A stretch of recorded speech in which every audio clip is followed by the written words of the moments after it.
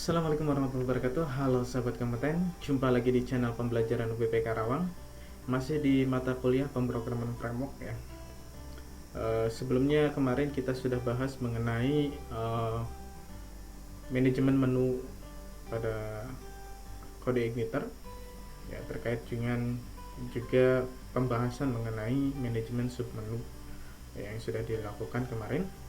Nah, berikutnya kita akan coba untuk membuat hak akses ya. Jadi sebelum kita membahas mengenai rule akses, kita bahas dulu mengenai hak akses. Oke, baik, langsung saja.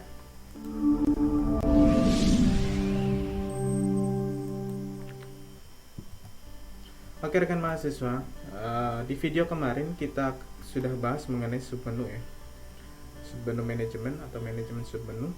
Nah, kemarin mungkin ada, kalau rekan mahasiswa ada kesulitan di dalam pembuatan manajemen submenu, di sini mungkin di bagian edit ya. Nah, di bagian edit kita menggunakan trikinya adalah seperti ini ya. Pada saat pemilihan menunya, kita buat menggunakan list box ya, atau kita menggunakan select option. Nah, seperti ini ya. Jadi biar nanti kita tidak merubah ID menunya, tapi kita tinggal pilih dia member atau administrator ya sebagai menunya.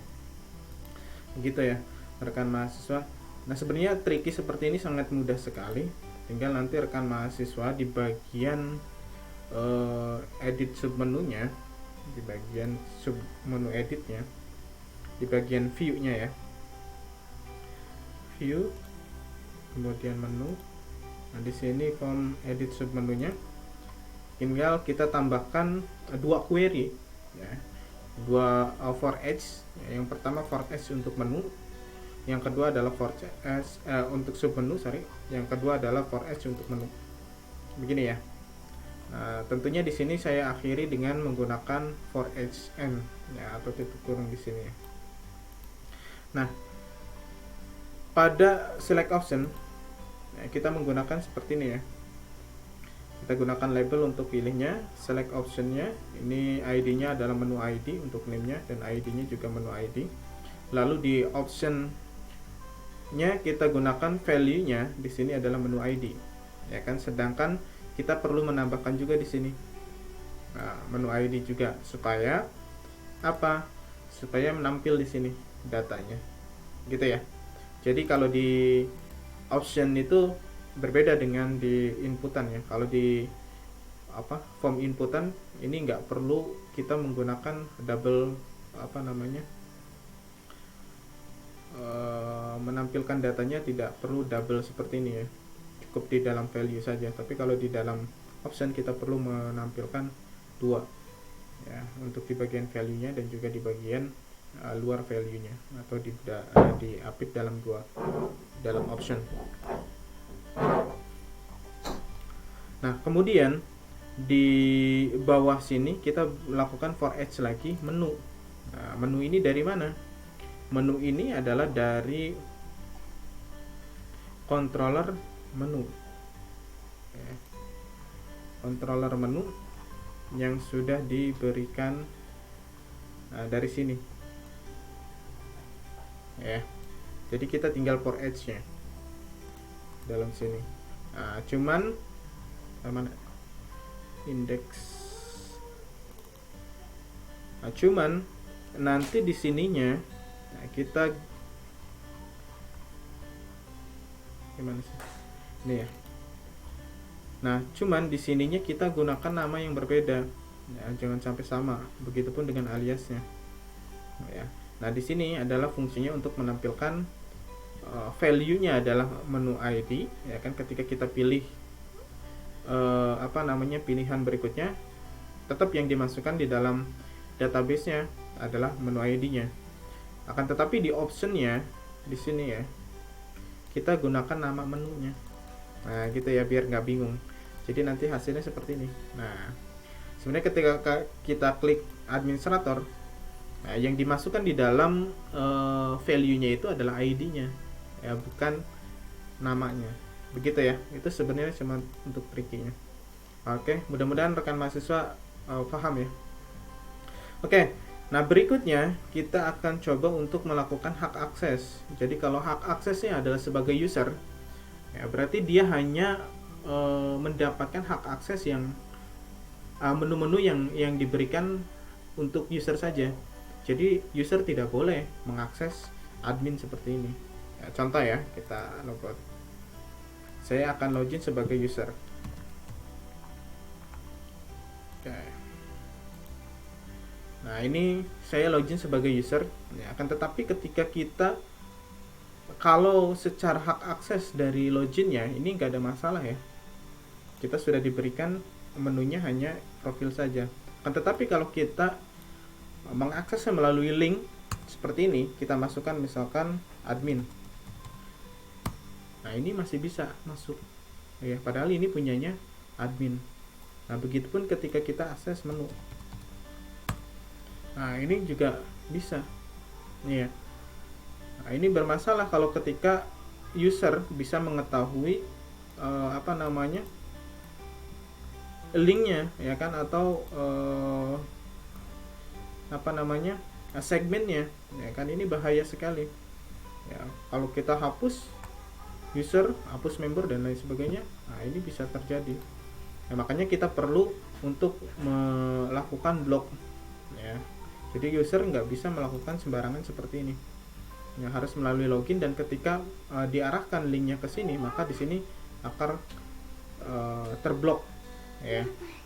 Contoh misalkan di web yang sudah saya buat.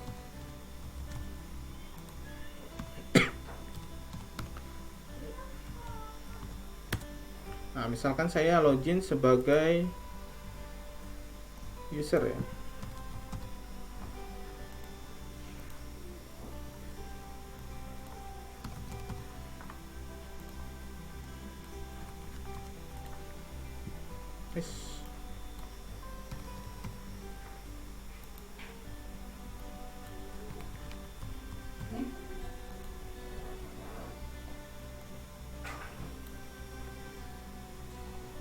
Oke, bentar ya.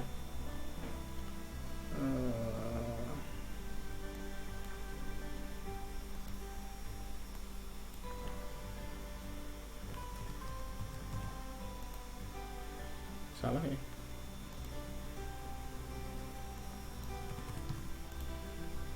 Nah, misalkan seperti ini ya, kita login ini sebagai user ya. Akan tetapi ketika kita masuk melalui link atau query, saya masukkan misalkan di sini menu. Nah, ini masih bisa ya. Oh ini karena dia dikasih hak akses menu ya, admin misalkan. Gitu ya. Nah ini akan keblok seperti ini. Gitu ya. Nah, jadi kita mau buat seperti ini. Oke.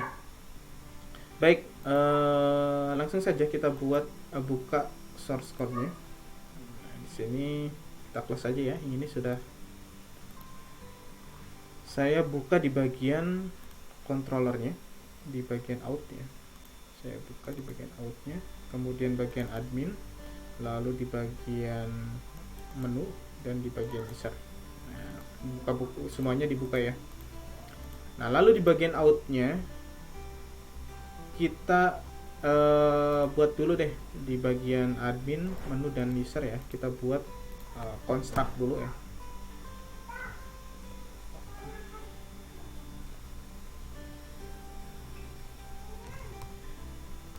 Kita buatkan construct seperti yang di sini ya. Bagian admin, controller. Nah kita buat seperti ini ya. Nah construct ini adalah fungsi untuk memanggil satu helper ya. Helpernya dengan nama check login ya. Jadi kita mau mengarahkan si constructor ini ya kan, ngecek dulu ketika user itu mengakses controller, begitu ya. Fungsinya adalah untuk mengecek terlebih dahulu sebelum user tersebut login gitu ya. Kita copy saja ya dari sini, di bawah kelas kita kopikan ke setiap bagian ini ya. Yang out nggak usah ya, bagian out nggak usah, kita tambahkan di sini. Nah gitu ya, admin kita masukkan, kemudian di bagian menu juga kita masukkan, kemudian di bagian user juga kita masukkan. Nah jadi kita akan buat yang namanya kelas check login, tapi membuatnya bukan lagi di dalam controller tapi di dalam helper gitu ya. Sini ya, kita buatnya di bagian helper. Nah kemudian langsung saja di bagian helper kita buat misalkan file baru, kita save dulu. Nah, kasih nama misalkan access underscore helper .php gitu ya. Kemudian kita kopikan nih yang bagian helper yang di sini ya, langsung saja biar cepet. Akses saya copy dari sini sampai sini ya, kemudian saya pastekan di sini. Oke, nah kita sudah punya namanya kelas function yaitu check login. Nah, sama dengan yang nama yang di sini ya. Ya rekan mahasiswa bisa bebas lah penamaannya asal sama dengan yang di sini ya, gitu ya. Nah untuk penamaan helper tadi ya, belakangnya harus ada underscore helper ya. Ini karena default. Misalkan boleh akses, boleh cek login underscore helper gitu ya. Gitu di bawahnya di setelah itu ya bisa dilakukan underscore helper gitu. Ya. Oke. Nah, kemudian di dalam helper ini ada get instant ya. Get instant ini adalah fungsinya untuk menggantikan, karena kita di luar daripada CI ya. Kalau di helper itu adalah kode yang di luar daripada kode igniter. Jadi kita nggak bisa langsung misalkan contoh di sini memanggil season user data langsung dengan menggunakan this, nggak bisa ya. Kita harus buatkan dulu seperti ini supaya kita nggak perlu melakukan this ya, supaya bisa dipanggil seasonnya tapi tidak menggunakan this. Karena kalau kita menggunakan this ini akan error. Ya, kita buat seperti ini dulu. Nah, CI ini yang nantinya akan menggantikan this ya. Oke. Logic pertama di sini ada if jika tidak CI season user data tidak ada atau tidak sama, maka dia lakukan out. Akan dia diarahkan ke dalam login, tampilan login ya. Kemudian else rule ID this season user data rule ID ya kan. Kemudian menu ya kan, this URI segment. Nah URI segment ini adalah ini ya, seperti yang kemarin saya bahas. URI segment itu ada segmen 1, segmen 2. Nah kalau dia ada di bagian awal ini disebut dengan URI 1. Maka apa yang mau kita cek, URI yang mana? Biasanya kita cek adalah berdasarkan controller ya. Berarti controller itu URI-nya adalah URI 1. Misalkan admin ya kan, kemudian menu atau user. Nah, itu kan biasanya di URI 1. Kalau admin / rule misalkan. Nah, rule ini adalah URI 2. Ya kan?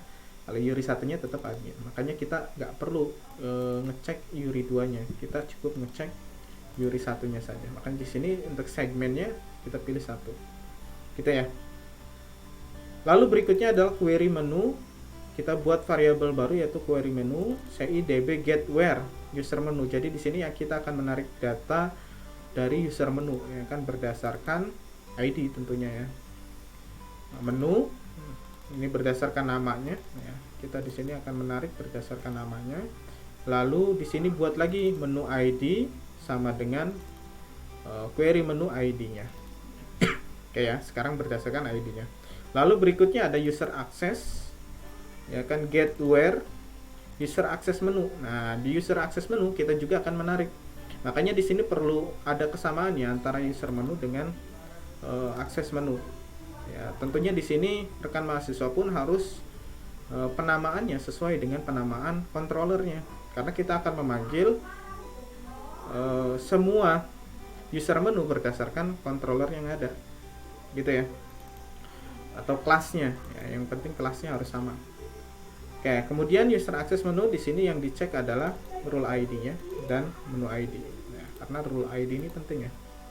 Misalkan rule, nah ini rule-nya. Kemudian kalau kita mengakses menu user access, maka di sini ada rule ID, ya, dan menu ID. Nah, di sini dicek, ya kan, dicek rule ID ini dicek, ya kan, numRows kurang daripada 1.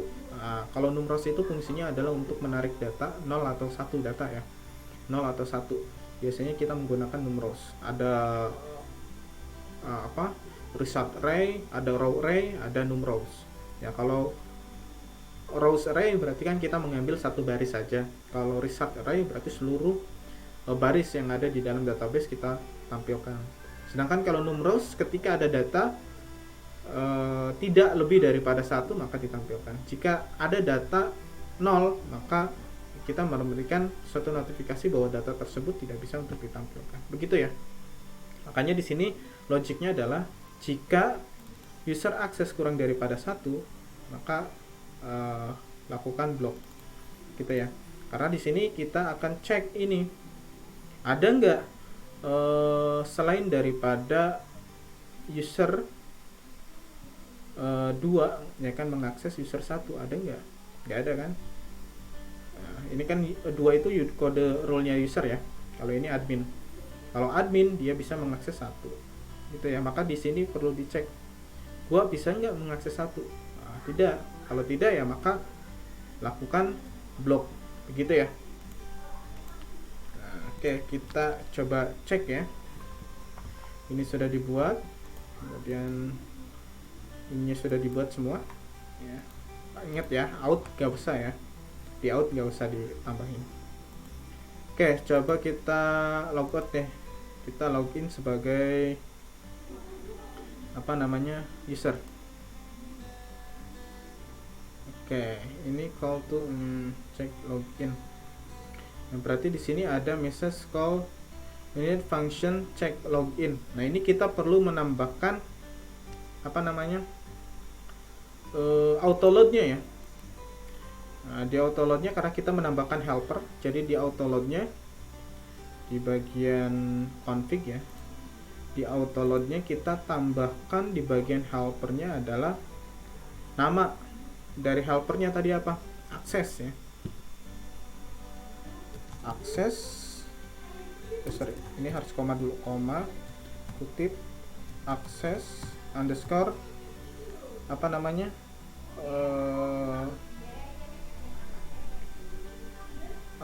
helper ya. Nah, ini nggak perlu ditambahkan helpernya di sini, cukup kita menambahkan aksesnya saja, gini ya, karena default helper itu kita gini saja ya. Sudah seperti itu, coba kita refresh lagi. Nah, ini out block. Nah, ini ke blok ya, cuman belum ada keterangannya bloknya blok apa gitu ya. Nah, ini perlu kita tambahkan juga karena di dalam akses helper ini kita arahkan ke out/block. Nah, kita harus buat dulu di sini. Kita buat di paling bawah deh, di sini ya, public function.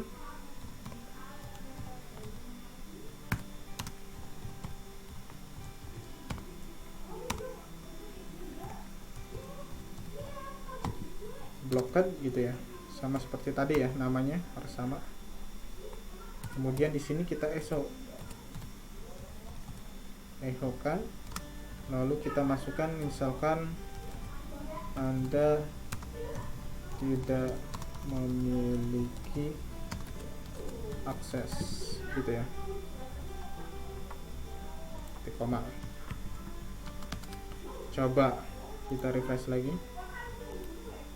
Nah, ini ya, muncul seperti ini.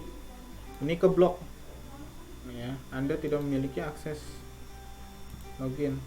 Ini seharusnya login ya, bisa ya. Nah, kenapa permasalahannya seperti tadi ya? Karena di sini kita dalam helper ini kita, nah ini ya kan, kita melakukan user menu ya, mengecek user menu. Jadi user menunya harus sama dengan nama yang di menu, gitu ya, dengan nama menunya. Makanya di sini kita perlu membuka database ya, di bagian user menu. Mana user menu? Nah ini ya. Nah di bagian user menu, nah ini kan kita namanya tidak sama dengan nama controller ya, atau kelas yang ada di dalam controller menu dan controller admin ya. Begitupun dengan user, kita kan namanya user ya di controllernya. Nah di sini kan kita namanya admin ya kan, untuk kelasnya admin, kemudian untuk menu, untuk user di sini user. Nah jadi di dalam user menu ini pun perlu dirubah dan disamakan ya.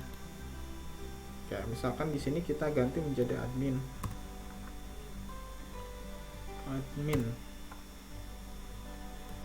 Oke. Kemudian di member kita ubah juga jadi user. Nah, kalau menu sudah oke ya. Kalau menu sudah oke. Nah, coba kita lakukan lagi. Nah, itu permasalahannya sebenarnya di situ. Nah, bisa ya. Coba kita akses menu. Nah, keblok ya. Coba kita akses admin. Nah, keblok juga ya. Nah, ini sudah benar ya. Nah, coba saya login sebagai admin deh sekarang. Aska login. Nah, ini sudah bisa masuk ya. Nah, kalau admin mah ya kemana aja bisa ya, ke profil, ke menu, ya kan. Begitu ya rekan mahasiswa, itu untuk hak akses. Jadi walaupun kita sudah mensegmentasi ya kan, menu mana untuk user, menu mana untuk admin ya kan. Nah, kita perlu juga melakukan cek login ya. Kita perlu juga melakukan cek login nah, seperti yang diterapkan di sini dengan menggunakan aksesnya adalah helper ya. Kita menggunakan aksesnya melalui helper. Nah, buka tutupnya. Begitu rekan mahasiswa, mudah-mudahan bermanfaat dan next video kita akan bahas mengenai rule access. Oke, terima kasih. Sampai di sini dulu perjumpaan kita. Di video berikutnya kita akan bahas mengenai rule access. Terima kasih. Assalamualaikum warahmatullahi wabarakatuh. Salam kompeten.